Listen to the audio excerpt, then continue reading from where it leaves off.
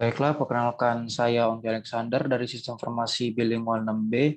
Pada kali ini saya akan menjelaskan hasil kerja saya ujian tengah semester mata kuliah Enterprise Resource Planning.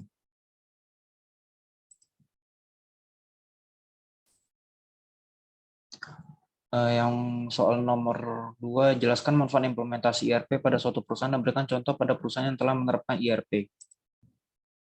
Manfaat dari implementasi ERP yaitu adalah yang pertama integrasi data keuangan. Untuk mengintegrasikan data keuangan sehingga top manajemen bisa melihat dan mengontrol kinerja keuangan perusahaan dengan lebih baik. Yang kedua yaitu standarisasi proses operasi.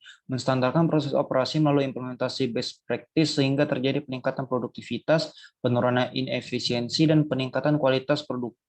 Lalu yang ketiga adalah standarisasi data dan informasi. Menstandarkan data dan informasi melalui keseragaman pelaporan, terutama untuk perusahaan besar yang biasanya terdiri dari banyak bisnis unit dengan jumlah dan jenis bisnis yang berbeda-beda.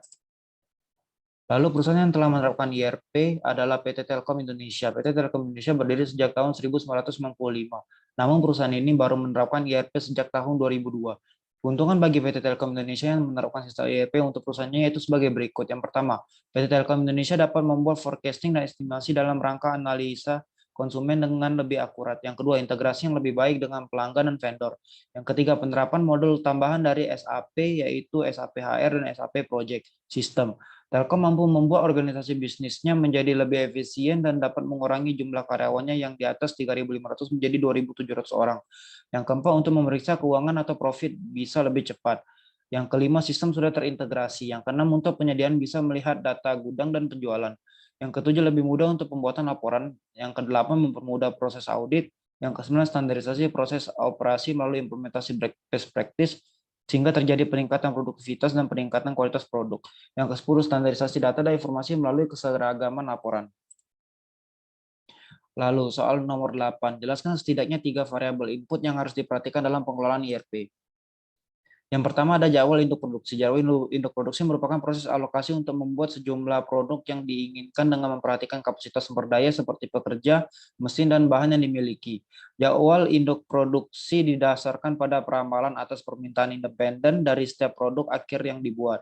Hasil perambalan tersebut dijadikan sebagai perencanaan jadwal panjang yang digunakan untuk merencanakan produksi agregat sebagai perencanaan jangka menengah, dan akhirnya dibuat rencana detail jangka pendek untuk menentukan jumlah produksi untuk setiap produk akhir beserta periode waktu untuk suatu jangka perencanaan. Perencanaan detail jangka pendek inilah yang disebut dengan jadwal induk produksi. Lalu yang kedua ada status atau catatan persediaan. Status atau catatan persediaan menggambarkan status semua item yang ada dalam persediaan. Pencatatan harus selalu diupdate dalam kondisi terkini. Dengan selalu melakukan pencatatan tentang transaksi yang terjadi sesegera mungkin untuk transaksi penerimaan, pengeluaran, produk gagal, dan lain-lain. Catatan persediaan juga berisi data mengenai lead time, teknik lot yang digunakan, persediaan cadangan, dan catatan penting lainnya. Yang ketiga yaitu ada struktur produk. Struktur produk berisi informasi tentang hubungan antara komponen yang satu dan yang lainnya dengan suatu perakitan produk akhir. Informasi tersebut sangat penting dalam penentuan kebutuhan kotor dan kebutuhan bersih suatu produk. Suatu produk juga berisi informasi mengenai nomor item, jumlah yang dibutuhkan untuk setiap perakitan, dan jumlah produk akhir yang harus dibuat. Lalu, nomor 9, jelaskan 2 langkah awal yang harus ditentukan dari 4 langkah utama mengelola MRP. Yang pertama yaitu netting. Netting merupakan proses perhitungan untuk menetapkan jumlah kebutuhan bersih. Netting didapatkan dari selisih antara kebutuhan kotor dan keadaan persediaan, baik persediaan yang ada di dalam gudang maupun yang sedang dipesan. Informasi yang diperlukan untuk menghitung netting. Yang pertama yaitu kebutuhan kotor untuk setiap periode, yaitu merupakan jumlah dari produk akhir yang akan dikonsumsi oleh konsumen, dapat disebut juga dengan permintaan yang independen. Lalu yang kedua ada persediaan yang dimiliki pada awal perencanaan, yaitu persediaan menunjukkan jumlah produk akhir yang ada di gudang bahan jadi. Yang ketiga, rencana penerimaan untuk setiap periode perencanaan. Sedangkan rencana penerimaan adalah jumlah produk yang akan dihasilkan pada perencanaan periode sebelumnya. Yang kedua ada loading. Loading merupakan proses untuk menentukan besarnya pesanan yang optimal berdasarkan hasil dari perhitungan kebutuhan bersih. 4 metode untuk menentukan lot, yaitu yang pertama fixed order quantity atau FOQ, lalu ada economic order quantity atau EOQ, lot for lot, dan yang terakhir fixed period requirement FPR. Fixed order quantity adalah metode yang sangat spesifik untuk menentukan persediaan produk. Biasanya metode ini digunakan apabila terdapat biaya pemesanan yang tinggi. Besarnya lot dapat dilakukan sepuasnya berdasarkan intuisi, faktor empirik, atau berdasarkan pengalaman. Salah satu ciri metode FOQ adalah besarnya lot yang tetap tetapi periode pemesanan yang berubah. Lalu yang kedua adalah Economic Order Quantity atau EOQ. Penentuan lot dengan metode ini mencakup biaya pemesanan dan biaya penyimpanan. Kedua faktor ini saling berbanding terbalik. Metode EOQ ini dapat digunakan apabila pola permintaan kebutuhan bersifat terus-menerus dan tingkat kebutuhan yang konstan. Ukuran lot akan sama dengan periode yang pemesanannya yang berbeda. Rumus EOQ adalah akar 2DK dibagi H, di mana D adalah total kebutuhan dalam satu periode, K biaya pemesanan setiap kali pesan, dan H biaya penyimpanan per unit produk atau per periode. Yang ketiga adalah load for load. Load for load digunakan untuk kondisi di mana pola kebutuhannya berubah-ubah dan tidak teratur pada sistem produksi yang mempunyai sifat setup permanen pada proses produksinya, dengan selalu memperhatikan kembali bila terjadi perubahan pada kebutuhan bersih. Maka diharapkan tidak ada persediaan di gudang sehingga biaya penyimpanan akan menjadi nol. Dengan demikian, metode ini sangat cocok untuk produk yang mempunyai biaya penyimpanan yang sangat besar. Lalu yang terakhir adalah fixed periode requirement atau FPR. Metode FPR membuat pesanan hanya dengan periode konstan tertentu saja. Periode pemesanan dilakukan dengan intuisi dengan jumlah pemesanan didasarkan pada jumlah kebutuhan bersih pada periode yang akan datang. Pada kondisi ini di mana tidak ada permintaan pada periode pemesanan, pemesanan akan digeser pada periode berikutnya. Lalu nomor 10. Diketahui untuk memproduksi barang D diperlukan bahan baku A, B, dan C, di mana kondisi keperluan dan karakteristik bahan baku tersebut adalah sebagai berikut. Dan ini adalah gambarnya. Lalu, kondisi bahan baku A adalah seperti ini, di mana rata-rata kebutuhan dalam 8 bulan tersebut sebesar 450 unit dengan biaya pemesanan sebesar 2.000 per pesan dan biaya penyimpanan 2.500 per unit. Penentuan loading bahan baku A menggunakan metode EOQ, lead time 1 bulan. Lalu nomor 2, kondisi bahan baku B terdapat pada tabel berikut ini. Dengan pencarian nilai loading bahan baku B menggunakan FOQ untuk menentukan lot dengan nilai intuisi 20, lead time 2 bulan.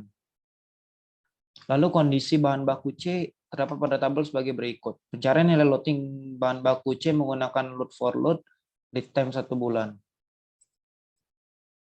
Dan yang keempat, kondisi bahan baku D adalah tabel sebagai tabel berikut. Lalu pencarian nilai loading bahan baku C menggunakan fixed period requirement dengan intuisi lot sebesar 4 bulan, lead time 1 bulan. Pertanyaan, untuk masing-masing bahan baku A, B, C, tentukan nilai-nilai sebagai berikut: netting, loading, offsetting, dan explosion. Jelaskan kesimpulan saudara dari hasil nomor 1 di atas. Jawabannya yaitu yang pertama kita mencari bahan baku D, karena di sini tahapannya kita mencari bahan baku D, lalu C, lalu A, dan yang terakhir adalah B. Kita lanjut. Bahan baku D. Persediaan di tangan ada 28. Maka persediaan dikurang kebutuhan kotor pada periode 1 menghasilkan 18, lalu 18 dikurang 15, 3, lalu terdapat penerimaan persediaan sebesar 20, maka 3 ditambah 20, yaitu 23, dikurang 20, yaitu 3, lalu 3 dikurang 15 karena tidak bisa, maka jadi persediaan tangan 0, lalu kebutuhan bersih adalah 12. Lalu 0 dikurang 28, ini di persediaan di tangan 0, lalu kebutuhan bersihnya 28, dan seterusnya. 0, 15, 20, 20, 23, 23. Dikarenakan di time-nya 1 bulan, maka offsetting-nya mundur 1 periode. Jadi sebagai berikut: pada periode 3, 12, periode 4, 28, 15, 20, dan 23.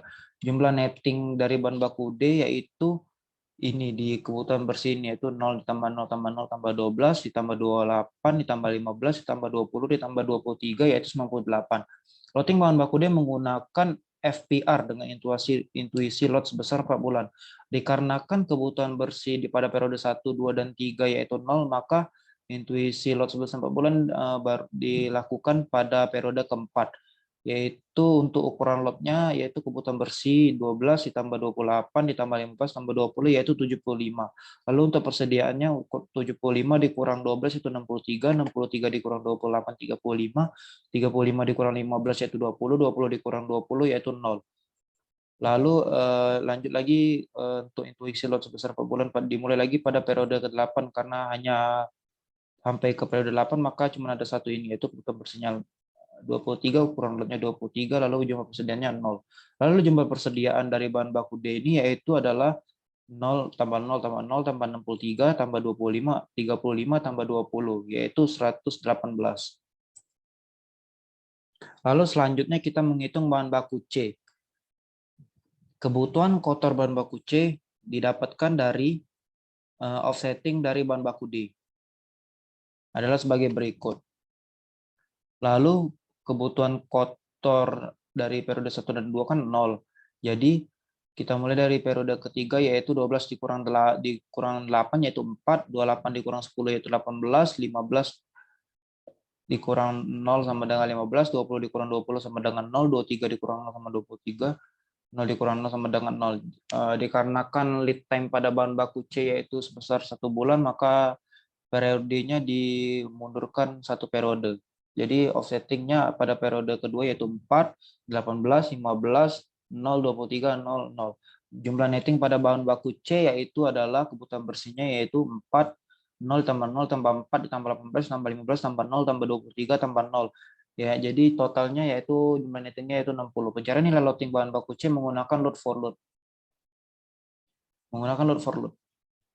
Dikarenakan pencarian nilai loading bahan baku C menggunakan load for load, maka jumlah persediaannya akan selalu 0. Kita lanjut untuk mencari bahan baku A. Bahan baku A didapatkan dari gara-gara di tabel ini, di bagan ini. Bahan baku A adalah 2A, maka kebutuhan kotor bahan baku A didapat dari offsetting bahan baku C dikali 2. Jadi kita lanjut lagi.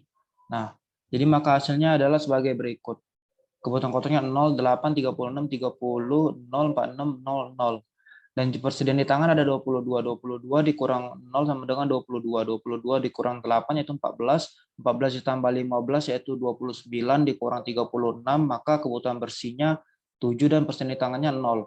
Lalu 0 dikurang 30, persediaan di tangan 0, kebutuhan bersihnya 30, lalu selanjutnya sebagai berikut. Lalu 0, 0, 0 pada periode kelima, persediaan di tangan 0, maka 0 ditambah penerimaan persediaan pada periode ke-6 yaitu 20. Lalu 20 dikurang 46, maka persediaan tangan 0 dan kebutuhan bersihnya 26.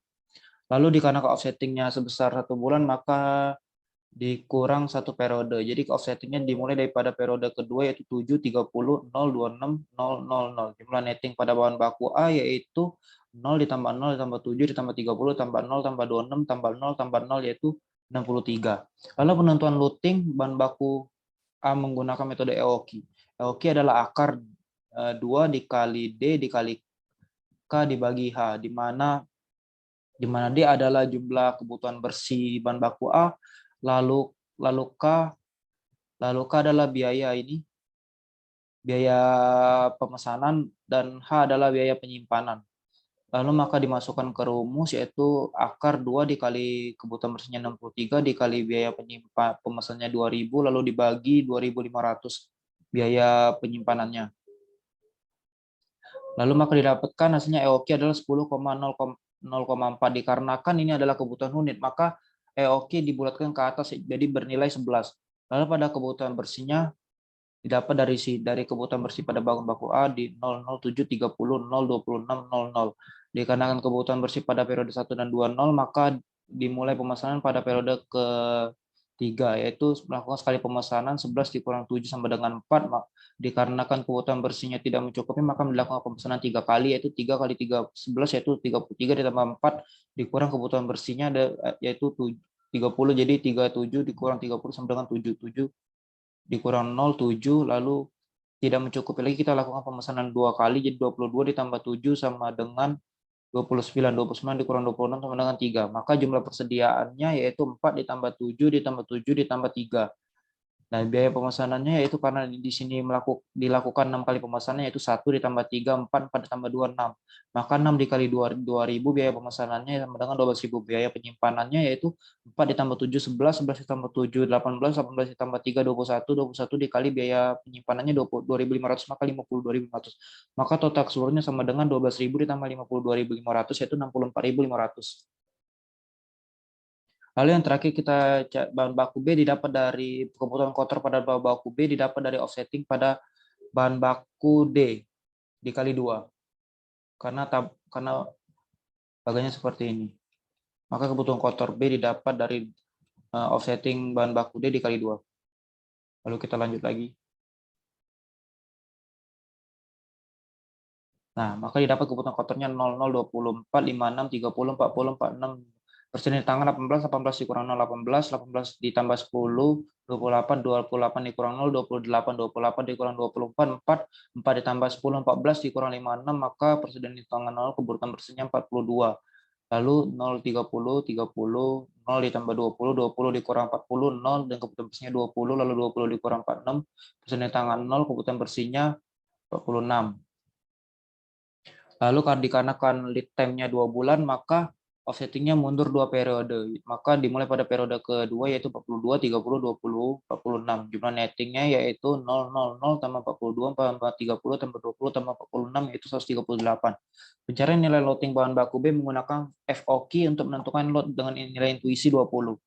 Lalu kebutuhan bersihnya kita masukkan dari atas 42, 30, 20, 46. Maka dengan nilai intuisi 20, maka pada periode 1, 2, 3 yaitu kebutuhan bersihnya 0, maka ya ukuran lotnya di sini baru 20 dikali 3 sama dengan 60, lalu 60 dikurang 42 yaitu 18, lalu lakukan ini lagi, tambah 20 tambah 18 yaitu 38, 38 dikurang 38, lalu 8, lakukan lagi, lot ditambah 20 tambah 8 yaitu 28 dikurang 20 sama dengan 8, lalu dilakukan di ini lagi 2 kali, lalu 20 dikali 2 sama dengan 40, 40 tambah 8, 48 dikurang 46 yaitu 2, lalu 002. Maka jumlah persediaannya yaitu 38.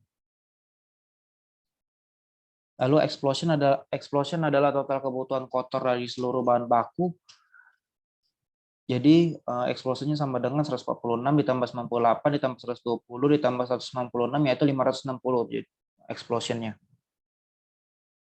Kesimpulannya itu jumlah offsetting sama dengan jumlah netting atau kebutuhan bersih. Lalu dengan menggunakan metode load for load maka akan meminimalkan persediaan di gudang dan juga jumlah persediaan pada metode ini selalu 0. Metode ini sangat cocok untuk produk yang mempunyai biaya penyimpanan yang mahal seperti contoh nomor 1.